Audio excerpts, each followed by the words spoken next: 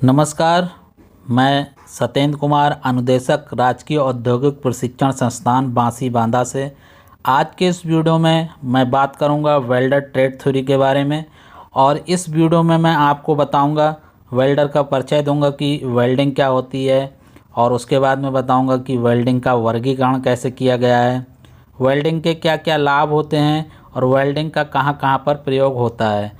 आजकल आप लोग देखते हैं कि वेल्डिंग का प्रयोग बहुत जगह होता है, तो मैं आपको बताऊंगा कि वेल्डिंग का प्रयोग अपने दैनिक लाइफ में कहाँ कहाँ कर सकते हैं, या फिर व्यापारिक रूप से कहाँ कहाँ कर सकते हैं। और उसके साथ ही मैं आपको बताऊंगा कि वेल्डिंग करने के क्या क्या लाभ होते हैं, मतलब वेल्डिंग करने के जो लाभ होते हैं उसके बारे में बताऊंगा, और वेल्डिंग करने की कौन कौन सी हानियाँ होती हैं, वेल्डिंग करने से क्या हानि होती है, वर्कपीस में क्या परिवर्तन होता है, जैसे हम वेल्ड करते हैं उसमें क्या परिवर्तन आ जाता है, तो वो हानियाँ जो होती हैं वो भी मैं आपको बताऊंगा। साथ में ही वेल्डिंग से संबंधित बहुत सारे प्रश्न हैं, 25 प्रश्नों को मैं इस वीडियो में सम्मिलित करूंगा, ताकि आपको पता चल जाए कि कैसे प्रश्न पूछे जाते हैं। तो इस वीडियो को आप बिल्कुल ध्यान से देखिएगा, क्योंकि वेल्डिंग को मैं बहुत ही आसान शब्दों में आप लोगों को बताऊंगा, और बहुत ही एग्जाम्पल के साथ आपको बताऊंगा, बहुत सारे इमेजेस को दिखा के आपको बताऊंगा, ताकि आप बहुत अच्छे से समझ सकें। तो आप में से बहुत सारे बच्चों ने वेल्डिंग करते हुए काफ़ी देखा होगा, और साथ में ही आप अपने दैनिक लाइफ में लगभग हर दिन वेल्डिंग करते हुए किसी न किसी को देखते होंगे। और आपके आसपास में अगर कोई वेल्डिंग की शॉप होगी तो वहाँ पर भी आप देखते होंगे, उसमें आप इलेक्ट्रिक आर्क वेल्डिंग देखते होंगे, गैस वेल्डिंग देखते होंगे। और जो ट्रेड आपकी वेल्डिंग गैस एंड इलेक्ट्रिक है, उसमें गैस वेल्डिंग और इलेक्ट्रिक आर्क वेल्डिंग के बारे में बताया जाता है, सिखाया जाता है। और मैं पहले उसके बेसिक चीज़ के बारे में आपको बता दे रहा हूँ, उसके बाद जब प्रैक्टिकल के सेशन अलग से वीडियो अपलोड होगा तो उसमें हम प्रैक्टिकली करके बताएंगे, और साथ में ही कौन से इंस्ट्रूमेंट कैसे जोड़ने हैं वो भी बताएंगे। अभी बात कर लेते हैं थ्योरी के बारे में। तो इस वीडियो में मैं आपको वेल्डिंग थ्योरी के बारे में बताऊंगा, और उसके साथ ही महत्वपूर्ण प्रश्न को भी डिस्कस करूंगा। तो चलिए वीडियो स्टार्ट करते हैं। आज इस वीडियो के माध्यम से हम स्टडी करेंगे वेल्डिंग के बारे में। तो आज के इस वीडियो में मैं आपको वेल्डिंग को बहुत ही आसान तरीके से समझाऊंगा, तो मेरे साथ इस वीडियो के अंत तक जरूर बने रहिए। आइए स्टार्ट करते हैं। आप सभी छात्रों ने अपने आसपास कारखानों में या फिर दुकानों में या फिर घरों में वेल्डिंग करते हुए देखा होगा। बहुत सारे लोग जानते होंगे वेल्डिंग के कुछ रूप के बारे में, जैसे electric arc welding, electric gas welding. यदि मैं आपसे कहूं कि आप वेल्डिंग को डिफाइन करें या वेल्डिंग की परिभाषा बोलें, बताएं, या फिर मैं पूछूं आपसे कि वेल्डिंग क्या होता है, तो हो सकता है कि आप में से कुछ छात्र इसको जानते हों, और आप में से हो सकता है कि कुछ छात्र इसको नहीं जानते हों, नहीं बता पाएँ। तो चलिए मैं आपको बहुत बेसिक तरीके से, बहुत ही आसान शब्दों में वेल्डिंग की परिभाषा को बताता हूँ। वेल्डिंग एक तकनीक है जिसमें दो समान धातुओं को या असमान धातुओं को दाब का प्रयोग करके या फिर बिना दाब का प्रयोग किए, वेल्डिंग रॉड का प्रयोग करके या फिर ना करके उचित तापमान पर जोड़ा जाता है। वेल्डिंग द्वारा किया गया जोड़ एक स्थायी जोड़ होता है। ये थी परिभाषा वेल्डिंग की, जो आप सभी स्टूडेंट्स को ध्यान में रखना चाहिए, क्योंकि कई बार वाइवा में या इंटरव्यू में ये आप लोगों से क्वेश्चन पूछा जाता है। चलिए आगे बढ़ते हैं और चर्चा कर लेते हैं वेल्डिंग के क्लासिफिकेशन के बारे में, या वेल्डिंग के वर्गीकरण के बारे में। वेल्डिंग का वर्गीकरण मुख्यतः तीन बातों के आधार पर किया जाता है। पहला है जुड़ने वाली धातुओं के आधार पर, दूसरा है दबाव के आधार पर, तीसरा है ताप के स्रोत के आधार पर। तो चलिए पहले हम डिटेल में चर्चा कर लेते हैं जुड़ने वाली धातुओं के आधार पर। इसको डिटेल में बताने से पहले मैं आपको दो मुख्य टर्म या दो मुख्य बिंदु समझाना चाहता हूँ।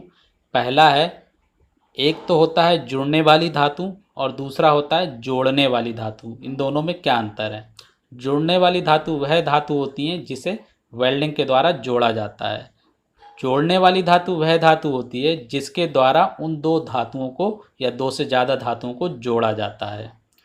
कभी कभी जोड़ने वाली धातुओं को पूरक धातु भी बोलते हैं, और इसी को वेल्डिंग रॉड भी बोलते हैं, और इसी को वेल्डिंग इलेक्ट्रोड भी कहा जाता है। जुड़ने वाली धातुओं के आधार पर वेल्डिंग को दो प्रकार में वर्गीकरण किया गया है, ऑटोजीनियस वेल्डिंग और दूसरा है हेट्रोजीनियस वेल्डिंग।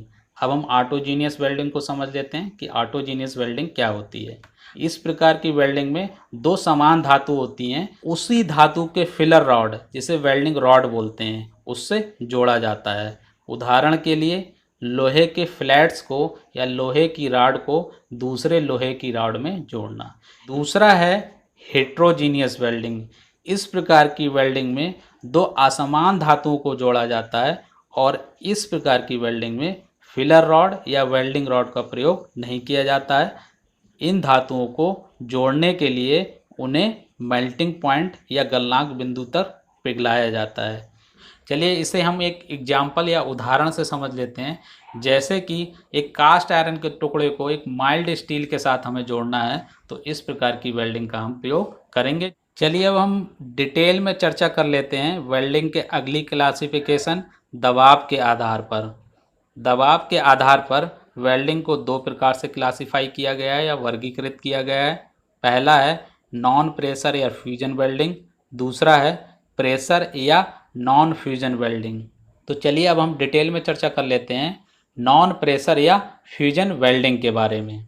इस प्रकार की वेल्डिंग करते समय जोड़ने वाली धातुओं को कोई भी प्रेशर नहीं लगाया जाता है। तो आप ये सोच रहे होंगे कि बिना प्रेशर दिए वेल्डिंग कैसे हो जाती है। इस विधि में जोड़ी जाने वाली धातुओं के किनारों को गर्म करके गलनांक तक पहुंचाया जाता है। जब किनारे पिघलना शुरू कर देते हैं तो जोड़ की खाली जगह में वेल्डिंग रॉड पिघलाकर भर दी जाती है। जब पिघली हुई धातु आपस में पूर्णतः मिल जाती हैं तो ठंडा होने पर जॉइंट पक्का हो जाता है। जैसा कि हमने देखा है, इस विधि में मुख्यतः मेटल का वेल्डिंग रॉड के साथ फ्यूजन हो जाता है, इसलिए इसे फ्यूजन वेल्डिंग भी कहा जाता है। इस प्रकार की वेल्डिंग के उदाहरण हैं गैस वेल्डिंग, आर्क वेल्डिंग और थर्मिट वेल्डिंग। चलिए अब हम चर्चा कर लेते हैं दूसरे वर्गीकरण, नॉन फ्यूजन या प्रेशर वेल्डिंग।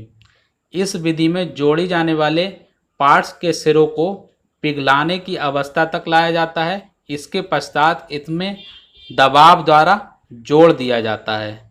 इस विधि में फिलर मेटल की कोई आवश्यकता नहीं होती है। इस विधि के उदाहरण हैं फोर्ज वेल्डिंग, जो कि स्मिथी शॉप या फिर लोहार शॉप में प्रयोग की जाती है।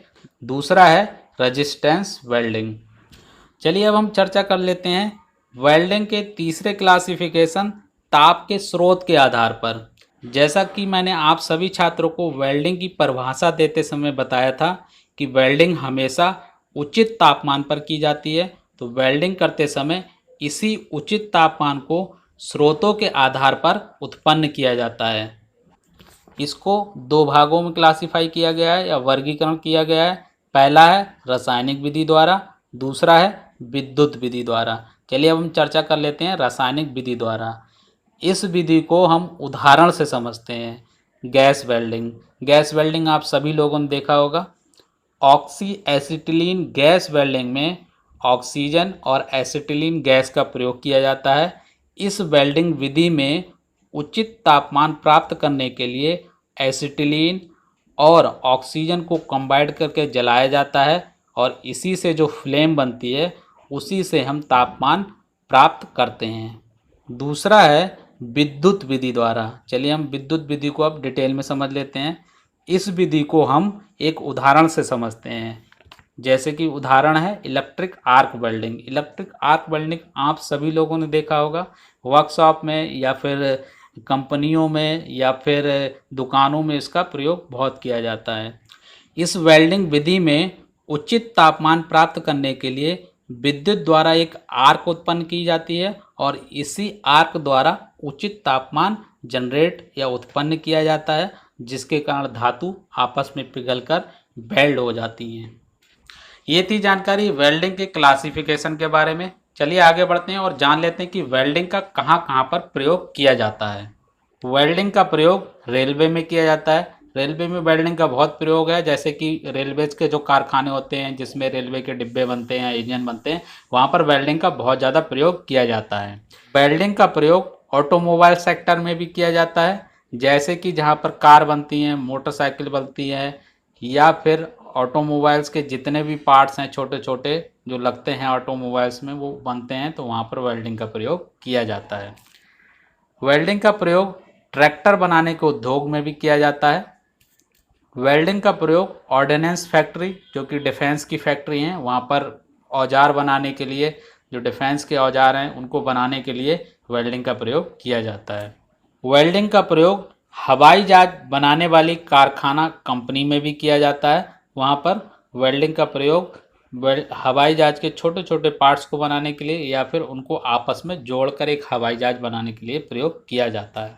वेल्डिंग का प्रयोग भवन निर्माण में भी किया जाता है, जैसे कि घर बनता है या कोई मॉल बनता है या कोई और सरकारी बिल्डिंग या प्राइवेट बिल्डिंग बनती है, तो वहाँ भी वेल्डिंग का प्रयोग बहुत किया जाता है। अगला प्रयोग है वेल्डिंग का। वेल्डिंग को पुल बनाने में भी प्रयोग किया जाता है। वेल्डिंग का प्रयोग फर्नीचर बनाने में भी किया जाता है, जैसे कि लोहे की चेयर या लोहे की टेबल या फिर लोहे के अन्य स्ट्रक्चर्स जो कहीं पे प्रयोग किए जाते हैं। वेल्डिंग का प्रयोग साइकिल उद्योग में बहुत किया जाता है। वेल्डिंग का प्रयोग एक छोटी से छोटी चीज़ की रिपेयरिंग से लेकर एक बड़ी से बड़ी चीज़ की रिपेयरिंग करने में प्रयोग किया जाता है। ये थे वेल्डिंग के प्रयोग। आगे बढ़ते हैं और जान लेते हैं कि वेल्डिंग के क्या क्या लाभ होते हैं। वेल्डिंग का पहला लाभ है कि इस प्रक्रिया द्वारा दो या दो से समान या असमान धातुओं को हम बहुत ही आसानी से जोड़ सकते हैं। वेल्डिंग का दूसरा लाभ है वेल्डिंग के द्वारा तैयार जोड़ की ताकत मूल धातु के बराबर होती है। वेल्डिंग का तीसरा लाभ है कि टूटे पार्ट्स की रिपेयरिंग बहुत ही आसानी से वेल्डिंग द्वारा की जा सकती है। वेल्डिंग का प्रयोग समुद्र के अंदर भी किया जाता है। मान लीजिए कि समुद्र के अंदर हमें कोई तेल निकालना है, तो वहाँ पर एक इंफ्रास्ट्रक्चर बनाना पड़ता है, तो वहाँ पर हम वेल्डिंग का प्रयोग कर सकते हैं। वेल्डिंग का पांचवा लाभ है कि वेल्डिंग मशीन को कार्य की आवश्यकता अनुसार कहीं भी ले जाया जा सकता है, जिससे हमारा काम बहुत ही आसानी से और बहुत ही जल्दी हो जाता है। वेल्डिंग का छठा लाभ है टूटे हुए पार्ट्स को नया खरीदने में जो कॉस्ट लगती है उसको हम वेल्डिंग द्वारा मरम्मत करने में वो कॉस्ट बचा सकते हैं। ये थे कुछ प्रमुख लाभ जो वेल्डिंग द्वारा हमें प्राप्त होते हैं। आगे बढ़ते हैं और जान लेते हैं कि वेल्डिंग की कौन कौन सी हानियाँ होती हैं। वेल्डिंग की हानि में सबसे पहली हानि है वेल्डिंग करते समय हानिकारक चमक, रोशनी या धुआं निकलता है, जो कि हमारे स्वास्थ्य के लिए बहुत ही नुकसानदायक होता है। वेल्डिंग उपकरण बिजली के द्वारा चलते हैं, इसलिए वेल्डिंग करते समय हमें बहुत ही सावधानी रखनी पड़ती है। हम कोई भी वेल्डिंग का कार्य लापरवाही से नहीं कर सकते हैं। वेल्डिंग की प्रक्रिया कुशल कारीगरों द्वारा ही की जाती है। जो वेल्डिंग जानता है वही वेल्डिंग को कर सकता है। जो वेल्डिंग नहीं जानता है वह वेल्डिंग नहीं कर पाता है, क्योंकि वेल्डिंग करते समय बहुत ही सावधानी की आवश्यकता होती है। वेल्डिंग की अगली हानि है वेल्डिंग के दौरान अधिक तापमान हो जाता है, जिसके कारण जो वस्तु जोड़ी जाती हैं, जो धातु जोड़ी जाती हैं, उनकी अंदर की बनावट बिगड़ जाती है। चलिए, यह तो बात हो गई कि वेल्डिंग क्या होती है, वेल्डिंग का वर्गीकरण कैसे किया गया है, और सारे वर्गीकरण को हमने एक एक करके अच्छे से समझ लिया है। उसके साथ में ही हमने ये भी समझ लिया है कि वेल्डिंग का प्रयोग कहाँ पर किया जाता है, वेल्डिंग की क्या लाभ होते हैं और वेल्डिंग की कौन कौन सी हानियाँ होती हैं। इतना अभी तक हमने डिस्कस कर लिया है। तो अब हम जो डिस्कस करने वाले हैं वो वेल्डिंग से हम 25 महत्वपूर्ण प्रश्न को डिस्कस करने वाले हैं। ये जितने भी प्रश्न लिए गए हैं ये लगभग एग्ज़ाम में आ चुके हैं, और ऐसे भी प्रश्न इसमें सम्मिलित किए गए हैं जो कि एग्ज़ाम की दृष्टि से बहुत ही महत्वपूर्ण हैं। तो आप सारे प्रश्न को बहुत अच्छे से समझ लीजिएगा, और आशा करता हूं जो अभी तक मैंने पढ़ाया है इससे पहले वेल्डिंग के परिचय और वेल्डिंग की परिभाषा, इन सब को आप बहुत अच्छे से समझ गए होंगे। मैंने बहुत ही आसान शब्दों में आप लोगों को समझाने की कोशिश की। तो अब हम जो आगे डिस्कस करेंगे इसी वीडियो में वो 25 महत्वपूर्ण क्वेश्चन डिस्कस करेंगे। सारे क्वेश्चन महत्वपूर्ण हैं, आप इन क्वेश्चन को बहुत ही ध्यान से समझिए, और मैं कोशिश करूँगा कि सारे क्वेश्चन आपके समझ में आ सकें। स्टार्ट करते हैं, आते हैं क्वेश्चन नंबर 1 पर। पीतल मिश्र धातु है। ऑप्शन चेक कर लेते हैं। ऑप्शन ए है तांबा और टिन की, ऑप्शन बी है तांबा और सीसा की, ऑप्शन सी है तांबा और जिंक की, ऑप्शन डी है तांबा और चांदी की। तो जो पीतल होती है वो मिश्र धातु होती है तांबा और जिंक की, इसलिए क्वेश्चन नंबर 1 का सही उत्तर हुआ ऑप्शन सी, तांबा और जिंक की। तांबा और जिंक की मिश्र धातु पीतल होती है। आगे बढ़ते हैं, आते हैं क्वेश्चन नंबर 2 पर। एक इलेक्ट्रोड की डायमीटर का चुनाव निर्भर करता है वेल्ड की फिल इन द ब्लैंक्स पर। ऑप्शन चेक कर लेते हैं। ऑप्शन ए है लंबाई, ऑप्शन बी है चौड़ाई, ऑप्शन सी है मोटाई और ऑप्शन डी है मात्रा। तो एक इलेक्ट्रोड का जो डायमीटर होता है वो वेल्ड की मोटाई पर डिपेंड करता है। अगर ज़्यादा मोटाई में वेल्ड करना है, हमें ज़्यादा मोटी वेल्ड करना है, तो हमें इलेक्ट्रोड का जो चुनाव करना चाहिए उसकी मोटाई ज़्यादा करना चाहिए, ज़्यादा मोटा इलेक्ट्रोड का चुनाव करना चाहिए। और कम मोटाई की वेल्ड कर रहे हैं तो पतली रॉड, वेल्डिंग रॉड का प्रयोग करना चाहिए। इसलिए क्वेश्चन नंबर 2 का सही उत्तर हुआ ऑप्शन सी, मोटाई पर। आगे बढ़ते हैं, आते हैं क्वेश्चन नंबर 3 पर। वेल्डिंग ट्रांसफार्मर एक fill in the blanks transformer है। मतलब क्वेश्चन में पूछा गया कि वेल्डिंग ट्रांसफार्मर किस प्रकार का ट्रांसफार्मर होता है। ऑप्शन चेक कर लेते हैं। ऑप्शन ए है स्टेप अप, ऑप्शन बी है स्टेप डाउन, ऑप्शन सी है इंड्यूस्ड और ऑप्शन डी है इनमें से कोई नहीं। तो जो वेल्डिंग ट्रांसफार्मर होता है वो होता है स्टेप डाउन ट्रांसफार्मर। इसलिए क्वेश्चन नंबर 3 का सही उत्तर हुआ option B, step down transformer. आगे बढ़ते हैं, आते हैं क्वेश्चन नंबर 4 पर। निम्न में से कौन सी नॉन फ्यूजन वेल्डिंग है। ऑप्शन चेक कर लेते हैं। ऑप्शन ए है गैस वेल्डिंग, ऑप्शन बी है आर्क वेल्डिंग, ऑप्शन सी है फोर्ज वेल्डिंग और ऑप्शन डी है टीआईजी वेल्डिंग। तो जो नॉन फ्यूजन वेल्डिंग होती है उसमें फ्यूजन नहीं होता है, दाब के द्वारा हम वेल्डिंग करते हैं। तो जो नॉन फ्यूजन वेल्डिंग है वो चारों में से जो फोर्ज वेल्डिंग है वो नॉन फ्यूजन वेल्डिंग होती है। उसमें हम फ्यूजन नहीं होता है, उसमें प्रेशर या दाब के द्वारा हम वेल्डिंग करते हैं। इसलिए क्वेश्चन नंबर 4 का सही उत्तर हुआ ऑप्शन सी, फोर्ज वेल्डिंग। आगे बढ़ते हैं, आते हैं क्वेश्चन नंबर 5 पर। एक फ्लक्स में किसे विघटित करने की क्षमता होती है। ऑप्शन चेक कर लेते हैं। ऑप्शन ए है नाइट्रोजन, ऑप्शन बी है ऑक्साइड, ऑप्शन सी है सल्फाइड और ऑप्शन डी है ब्रोमाइड। तो जो फ्लक्स होता है वो ऑक्साइड को विघटित करता है। इसलिए क्वेश्चन नंबर 5 का सही उत्तर हुआ ऑप्शन बी, ऑक्साइड। आगे बढ़ते हैं, आते हैं क्वेश्चन नंबर 6 पर। माइल्ड स्टील कार में गैस वेल्डिंग की सबसे अच्छी फ्लेम कौन सी होती है। ऑप्शन चेक कर लेते हैं। ऑप्शन ए है कार्बोराइजिंग फ्लेम, ऑप्शन बी है ऑक्सीडाइजिंग फ्लेम, ऑप्शन सी है न्यूट्रल फ्लेम और ऑप्शन डी है नन ऑफ दीज। तो माइल्ड स्टील की अगर वेल्डिंग करेंगे तो सबसे अच्छी जो फ्लेम मानी जाती है वो होती है न्यूट्रल फ्लेम। इसलिए क्वेश्चन नंबर 6 का सही उत्तर हुआ ऑप्शन सी, न्यूट्रल फ्लेम। आते हैं क्वेश्चन नंबर 7 पर। निम्न में से कौन सी बिना दाब वाली वेल्डिंग है। ऑप्शन चेक कर लेते हैं। ऑप्शन ए है स्पॉट वेल्डिंग, ऑप्शन बी है फोर्ज वेल्डिंग, ऑप्शन सी है आर्क वेल्डिंग और ऑप्शन डी है नन ऑफ दीज। तो ए बी सी डी चारों ऑप्शन में से जो आर्क वेल्डिंग है वो बिना दाब वाली वेल्डिंग है। इसलिए क्वेश्चन नंबर 7 का सही उत्तर हुआ option C, arc welding. Arc welding में हमें दाब या फिर प्रेशर की आवश्यकता नहीं होती है। आगे बढ़ते हैं, आते हैं क्वेश्चन नंबर 8 पर। वेल्डिंग के दौरान फ्यूजन के पूर्ण ना होने का कारण क्या होता है। ऑप्शन चेक कर लेते हैं। ऑप्शन ए है अत्यधिक हाई करंट, ऑप्शन बी है वेल्ड अत्यधिक चौड़ी होना, ऑप्शन सी है अत्यधिक लो करंट और ऑप्शन डी है इनमें से कोई नहीं। तो वेल्डिंग में फ्यूजन के पूर्ण ना होने का कारण जो होता है वो होता है अत्यधिक लो करंट। अगर अत्यधिक लो करंट होगा तो वेल्डिंग का जो फ्यूजन होता है, जो आपस में मिक्स होते हैं धातु वेल्डिंग के लिए, वो पूर्ण रूप से नहीं हो पाते हैं। इसलिए क्वेश्चन नंबर 8 का सही उत्तर हुआ ऑप्शन सी, अत्यधिक लो करंट होना। आगे बढ़ते हैं, आते हैं क्वेश्चन नंबर 9 पर। दोहरा वी बट ज्वाइंट अपनाया जाता है।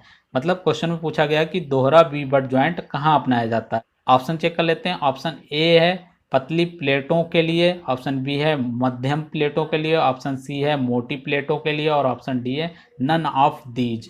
तो जो दोहरा वी बट ज्वाइंट होता है वो मोटी प्लेटों की वेल्डिंग करते समय उसको प्रयोग किया जाता है। इसलिए क्वेश्चन नंबर 9 का सही उत्तर हुआ ऑप्शन सी, मोटी प्लेटों की के लिए। आगे बढ़ते हैं, आते हैं क्वेश्चन नंबर 10 पर। वेल्डिंग उपकरण की ground clamping fill in the blank जुड़ी होनी चाहिए। मतलब क्वेश्चन में पूछा गया है कि वेल्डिंग उपकरण की जो ग्राउंड क्लैंप होती है, अर्थिंग क्लैंप होती है, उसको किसके साथ जोड़ा जाता है। ऑप्शन चेक कर लेते हैं। ऑप्शन ए है कार से, ऑप्शन बी इलेक्ट्रोड होल्डर से, ऑप्शन सी है पृथ्वी से और ऑप्शन डी है फेज से। तो जो अर्थ क्लैंप होती है वो हमेशा कार्य से जोड़नी चाहिए। कार्य मतलब जिस वर्क पीस की हम वेल्डिंग कर रहे हैं या फिर जिस जॉब को वेल्डिंग द्वारा बना रहे हैं, उस जॉब को या फिर वो जॉब जिस टेबल पे रखी जाती है, लोहे की टेबल हो तो लोहे के टेबल के किसी भी किनारे पर हमें वो ग्राउंड क्लैप लगानी चाहिए। तो इसलिए क्वेश्चन नंबर 10 का सही उत्तर हुआ ऑप्शन ए, कार्य से। आगे बढ़ते हैं और आते हैं क्वेश्चन नंबर 11 पर। सॉफ्ट सोल्डर में सीसा और टिन का अनुपात होता है। ऑप्शन चेक कर लेते हैं। ऑप्शन ए है 40:60, ऑप्शन बी है 50:50, ऑप्शन सी है 60:40, ऑप्शन डी है 70:30। तो जो सॉफ्ट सोल्डर होता है उसमें सीसा और टिन का अनुपात होता है 60:40, इसलिए क्वेश्चन नंबर 11 का सही उत्तर हुआ ऑप्शन सी, 60:40। आगे बढ़ते हैं, आते हैं क्वेश्चन नंबर 12 पर। आर्क वेल्डिंग के दौरान अंडर कट डिफेक्ट किस कारण उत्पन्न होता है। ऑप्शन चेक कर लेते हैं। ऑप्शन ए है लो करंट, ऑप्शन बी है लो वोल्टेज, ऑप्शन सी है हाई करंट और ऑप्शन डी है हाई वोल्टेज। तो जो आर्क वेल्डिंग होती है उसके दौरान अगर अंडर कट डिफेक्ट आता है तो उसका जो कारण होता है वो होता है हाई करंट। हाई करंट अगर आर्क वेल्डिंग के दौरान दिया जाता है तो उसके कारण अंडर कट डिफेक्ट क्रिएट हो जाता है, इसलिए क्वेश्चन नंबर 12 का सही उत्तर हुआ ऑप्शन सी, हाई करंट। आगे बढ़ते हैं, आते हैं क्वेश्चन नंबर 13 पर। Forge welding fill in the blanks की जाती है, मतलब फोर्ज वेल्डिंग कहाँ की जाती है। ऑप्शन चेक करते हैं। ऑप्शन ए है मशीन शॉप में, ऑप्शन बी है वेल्डिंग शॉप में, ऑप्शन सी है फिटिंग शॉप में और ऑप्शन डी है स्मिथ शॉप में। तो जो फोर्ज वेल्डिंग होती है वो स्मिथ शॉप में की जाती है, इसलिए क्वेश्चन नंबर 13 का सही उत्तर हुआ ऑप्शन डी, स्मिथ शॉप में। आगे बढ़ते हैं, आते हैं क्वेश्चन नंबर 14 पर। Welding cable fill in the blanks का बना होता है, मतलब वेल्डिंग केबल जो होती है वो किसकी बनी होती हैं। ऑप्शन चेक कर लेते हैं। ऑप्शन ए है कॉपर, ऑप्शन बी है एल्युमिनियम, ऑप्शन सी है स्टील, ऑप्शन डी है आयरन। तो जो वेल्डिंग केबल होती हैं वो कॉपर की बनाई जाती हैं या कॉपर की बनी होती हैं, इसलिए क्वेश्चन नंबर 14 का सही उत्तर हुआ ऑप्शन ए, कॉपर। आगे बढ़ते हैं और आते हैं क्वेश्चन नंबर 15 पर। गैस वेल्डिंग में एसिटिलीन गैस पाइप का क्या रंग होता है। ऑप्शन चेक कर लेते हैं। ऑप्शन ए है हरा, ऑप्शन बी है लाल, ऑप्शन सी है मैरून और ऑप्शन डी है पीला। तो गैस वेल्डिंग में जो एसिटिलीन गैस पाइप होता है उसका रंग होता है मैरून, इसलिए क्वेश्चन नंबर 15 का सही उत्तर हुआ ऑप्शन सी, मैरून। आगे बढ़ते हैं, आते हैं क्वेश्चन नंबर 16 पर। गैस वेल्डिंग में ऑक्सीजन सिलेंडर का क्या रंग होता है। ऑप्शन चेक कर लेते हैं। ऑप्शन ए है हरा, ऑप्शन बी है लाल, ऑप्शन सी है काला, ऑप्शन डी है पीला। तो जो गैस वेल्डिंग होती है उसमें ऑक्सीजन सिलेंडर का रंग होता है काला, इसलिए क्वेश्चन नंबर 16 का सही उत्तर हुआ ऑप्शन सी, काला। आगे बढ़ते हैं और आते हैं क्वेश्चन नंबर 17 पर। निम्न में से कौन सा स्थायी जॉइंट है। ऑप्शन चेक कर लेते हैं। ऑप्शन ए है nut bolt joint, option B है रिवेटिंग जॉइंट, ऑप्शन सी है वेल्ड जॉइंट और ऑप्शन डी है फ्लैंज जॉइंट। तो जो स्थायी जॉइंट है निम्न चारों में से वो होता है बेल्ट जॉइंट। तो जो बेल्ट द्वारा या वेल्डिंग द्वारा जो जॉइंट लगाया जाता है वो स्थायी जॉइंट होता है, इसलिए क्वेश्चन नंबर 17 का सही उत्तर हुआ ऑप्शन सी, वेल्ड जॉइंट। आगे बढ़ते हैं और आते हैं क्वेश्चन नंबर 18 पर। चिपिंग हैमर निम्न में से किस कार्य के लिए प्रयोग किया जाता है। ऑप्शन चेक कर लेते हैं। ऑप्शन ए है स्पैटर हटाने के लिए, ऑप्शन बी है वेल्ड वीड बनाने के लिए, ऑप्शन सी है वेल्ड के ऊपर का स्लैग हटाने के लिए और ऑप्शन डी है ए और सी दोनों। तो जो चिपिंग हैमर होता है उसका काम होता है जो वेल्डिंग करने के बाद वेल्डिंग बीट के ऊपर जो स्पैटर लग जाता है या वर्कपीस पर जो स्पैटर लग जाता है उसको हटाने के लिए, और वेल्डिंग के ऊपर जो स्लैग जमा हो जाता है उसको भी हटाने के लिए, इसलिए क्वेश्चन नंबर 18 का सही उत्तर हुआ ऑप्शन डी, ए और सी दोनों। आगे बढ़ते हैं, आते हैं क्वेश्चन नंबर 19 पर। एसिटिलीन गैस का रासायनिक सूत्र क्या है। ऑप्शन चेक कर लेते हैं। ऑप्शन ए है C2H2, ऑप्शन बी है CH, ऑप्शन सी है CH2 और ऑप्शन डी है CO2। जो एसिटिलीन गैस होती है उसका रासायनिक सूत्र होता है C2H2, इसलिए क्वेश्चन नंबर 19 का सही उत्तर हुआ ऑप्शन ए, C2H2। आगे बढ़ते हैं, आते हैं क्वेश्चन नंबर 20 पर। निम्न में से किस अवस्था में वेल्ड करना सबसे आसान होता है। ऑप्शन चेक कर लेते हैं। ऑप्शन ए है फ्लैट, ऑप्शन बी है वर्टिकल, ऑप्शन सी है हॉरिजॉन्टल, ऑप्शन डी है ओवरहेड। तो जो सबसे आसान होता है जो वेल्ड करना वो होता है फ्लैट अवस्था में, इसलिए क्वेश्चन नंबर 20 का सही उत्तर हुआ ऑप्शन ए, फ्लैट। आगे बढ़ते हैं, आते हैं क्वेश्चन नंबर 21 पर। धातु का वह गुण जिसके कारण वह तारों में बनाया जा सकता है क्या कहलाता है? ऑप्शन चेक कर लेते हैं। ऑप्शन ए है ब्रिटलनेस, जिसे भंगुरता बोलते हैं। ऑप्शन बी है डक्टिलिटी, जिसे हिंदी में तन्यता बोलते हैं। ऑप्शन सी है हार्डनेस, जिसे हिंदी में कठोरता बोलते हैं। और ऑप्शन डी है नन ऑफ दीज। तो धातु का वह गुण जिसके कारण उसे तारों में बनाया जा सकता है वो होता है डक्टिलिटी या फिर तन्यता, जिसे बोलते हैं हिंदी में। इसलिए क्वेश्चन नंबर 21 का सही उत्तर हुआ ऑप्शन बी, डक्टिलिटी या तन्यता। आगे बढ़ते हैं, आते हैं क्वेश्चन नंबर 22 पर। File is made by which material, मतलब जो हैंड फाइल होती है जिसे रेती भी बोलते हैं, वो किस धातु की बनाई जाती है? ऑप्शन चेक कर लेते हैं। ऑप्शन ए है कास्ट आयरन, ऑप्शन बी है आयरन, ऑप्शन सी है high carbon steel, option D है टूल स्टील। तो जो हैंड फाइल या रेती होती है वो हाई कार्बन स्टील की बनाई जाती है, इसलिए क्वेश्चन नंबर 22 का सही उत्तर हुआ option C, high carbon steel. आगे बढ़ते हैं, आते हैं क्वेश्चन नंबर 23 पर। Scriber is made by which material, जो स्क्राइबर होता है जिसके द्वारा हम मार्किंग करते हैं, जॉब की सतह पर रेखाएं खींचते हैं, वो किस धातु का बना होता है? ये क्वेश्चन में पूछा गया है। ऑप्शन चेक कर लेते हैं। ऑप्शन ए है कास्ट आयरन, ऑप्शन बी है आयरन, ऑप्शन सी है हाई कार्बन स्टील और ऑप्शन डी है टूल स्टील। तो जो स्क्राइबर होते हैं वो हमेशा हाई कार्बन स्टील के बनाए जाते हैं, इसलिए क्वेश्चन नंबर 23 का सही उत्तर हुआ option C, high carbon steel. आगे बढ़ते हैं, आते हैं क्वेश्चन नंबर 24 पर। Steel rule is made by which material, मतलब जो स्टील रूल होता है, जो इंजीनियरिंग स्टील या फिर स्टैंडर्ड स्टील रूल या फिर स्टील रूल, वो किस धातु के बनाए जाते हैं? ऑप्शन चेक कर लेते हैं। ऑप्शन ए है कास्ट आयरन, ऑप्शन बी है स्टेनलेस स्टील, ऑप्शन सी है हाई कार्बन स्टील और ऑप्शन डी है टूल स्टील। तो जो स्टील रूल होता है वो हमेशा स्टेनलेस स्टील के बनाए जाते हैं, इसलिए क्वेश्चन नंबर 24 का सही उत्तर हुआ ऑप्शन बी, स्टेनलेस स्टील। आगे बढ़ते हैं, आते हैं क्वेश्चन नंबर 25 पर।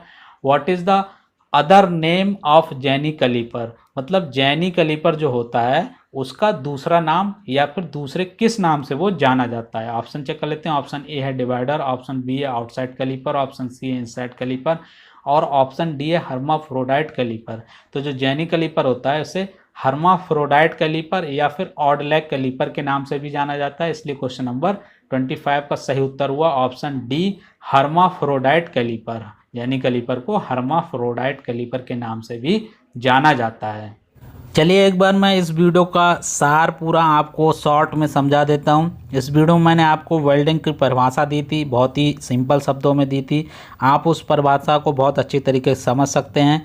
और उसके बाद मैंने वेल्डिंग का वर्गीकरण बताया था, जिसमें मैंने जुड़ने वाली धातुओं के आधार पर वेल्डिंग का वर्गीकरण किया था और दाब के आधार पर वेल्डिंग का वर्गीकरण किया था और ताप के अनुसार मैंने वेल्डिंग का वर्गीकरण किया था। उसके बाद मैंने जो जुड़ने वाली धातुओं उसके आधार पे मैंने डिटेल में इसका क्लासिफिकेशन बताया था कि इनको भी फिर वर्गीकरण किया गया है। ऐसे ही दाब के अनुसार भी मैंने बताया कि कितने प्रकार की वेल्डिंग होती हैं, उसको भी मैंने डिटेल में बताया है।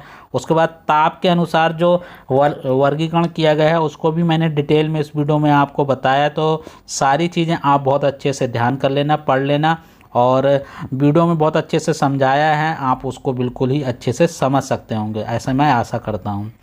उसके बाद मैंने आपको वेल्डिंग के प्रयोग बताए थे, जिसमें मैंने आपको बताया था कि वेल्डिंग के प्रयोग रेलवे में होता है, ऑटोमोबाइल सेक्टर में होता है, ट्रैक्टर बनाने वाले उद्योग में प्रयोग होता है, ऑर्डिनेंस फैक्ट्री में होता है जहां पर सुरक्षा के सामान बनते हैं, डिफेंस के सामान बनते हैं, हवाई जहाज बनाने वाले कारखानों में होता है और भवन निर्माण में होता है, बिल्डिंग कंस्ट्रक्शन में, पुल निर्माण में होता है, जहाँ पुल बनते हैं वहाँ भी वेल्डिंग का प्रयोग किया जाता है और फर्नीचर बनाने में तो वेल्डिंग का प्रयोग किया ही जाता है। ये तो 8 प्रकार मैंने बताए हैं, इसके अलावा बहुत सारे ऐसे प्रकार होंगे जहाँ पर वेल्डिंग का प्रयोग अवश्य रूप से किया जाता है। आप लोग भी अपने घर में देखते होंगे, अपने आसपास देखते होंगे, तो वो भी वेल्डिंग का प्रयोग है। तो वेल्डिंग के बहुत प्रयोग हैं, मैं बहुत सारे गिना नहीं सकता हूँ, मगर कुछ मैंने जो प्रमुख हैं वो 8 के नाम आपको गिनाए हैं। और इसके साथ आप और भी अपने आसपास प्रयोग देख सकते हैं इसका। उसके बाद मैंने वेल्डिंग के जो क्या लाभ होते हैं उसके बारे में मैंने आपको बताया था कि वेल्डिंग में 2 समान और असमान धातुओं को बहुत आसानी से जोड़ा जा सकता है। वेल्डिंग द्वारा बनाए गए जोड़ मूल धातु के बराबर ही उसकी मजबूती होती है और वेल्डिंग द्वारा टूटे पार्ट की रिपेयरिंग बहुत ही आसानी से की जा सकती है। वेल्डिंग है वो समुद्र के अंदर भी जाके वेल्डिंग की जा सकती है कि अपने सेटअप को लेके जाओ और समुद्र में जाके वेल्डिंग कर लो। तो उसके बाद वेल्डिंग का जो कार्य है, मशीन जो होती है वेल्डिंग की वो काफ़ी छोटी होती है, उसको एक स्थान से उठा के दूसरे स्थान पर अपनी आवश्यकता अनुसार ले जाया जा सकता है। फिर वेल्डिंग द्वारा जो टूटे हुए पार्ट्स हैं उनको नए पार्ट्स खरीदने में जितनी कीमत लगेगी वो टूटे पार्ट्स को मरम्मत करने में कीमत उससे कम हो जाती है। तो कीमत भी बचती है इससे, मतलब नए पार्ट को अगर आप खरीदेंगे तो आपका ज़्यादा पैसा लगेगा, तो वेल्डिंग से उसको रिपेयर आप कर सकते हैं। उसके साथ ही मैंने आपको इस वीडियो में 25 महत्वपूर्ण क्वेश्चन भी आपको बताए हैं, जिसमें बहुत सारे क्वेश्चन हैं जो एग्ज़ाम में आ चुके हैं, तो आप उनको भी बहुत अच्छे से प्रिपेयर करिए। और साथ में ही वेल्डिंग की जो मेन कॉन्सेप्ट है वो भी मैंने आपको बताया है, और क्लासिफिकेशन के बारे में मैंने आपको बताया। तो ये सारी चीज़ें आप बहुत अच्छे से पढ़ लीजिएगा, ये वीडियो आपके लिए बहुत ही महत्वपूर्ण है। खास करके जो वेल्डिंग की परिभाषा मैंने बहुत आसान शब्दों में आप लोगों को बताई है, उसको भी आप बहुत ध्यान से याद रख लीजिएगा, क्योंकि कई बार वाइवा में ये पूछा जाता है, जब आपके प्रैक्टिकल होते हैं या आपके थ्योरी का कोई वाइवा होता है तो वहाँ पर वेल्डिंग की परिभाषा आपसे पूछी जाती है। और साथ में ही आपको वेल्डिंग का वर्गीकरण भी पूछ सकते हैं, और साथ में ही ये भी पूछ सकते हैं कि दबाव के आधार पर वर्गीकरण कितने प्रकार से किया गया है, ताप के अनुसार कौन कौन सी प्रकार की वेल्डिंग होती है, उनके एग्जाम्पल आपसे पूछ सकते हैं। और साथ में ही आपको वेल्डिंग के लाभ हानि, ये सारी चीज़ें कहाँ पर प्रयोग किया जाता है वेल्डिंग का, ये सारी चीज़ें भी वाइवा की दृष्टि से बहुत महत्वपूर्ण हैं। इनसे क्वेश्चंस भी आते हैं और इनसे थ्योरी भी आपकी प्रिपेयर हो जाएगी। तो ये वीडियो आपके लिए बहुत ही महत्वपूर्ण है। आशा करता हूँ कि मेरे द्वारा जितनी भी बातें आपको बताई गई हैं वो आपके लिए यूज़फुल रहेंगी। इस वीडियो में इतना ही, धन्यवाद।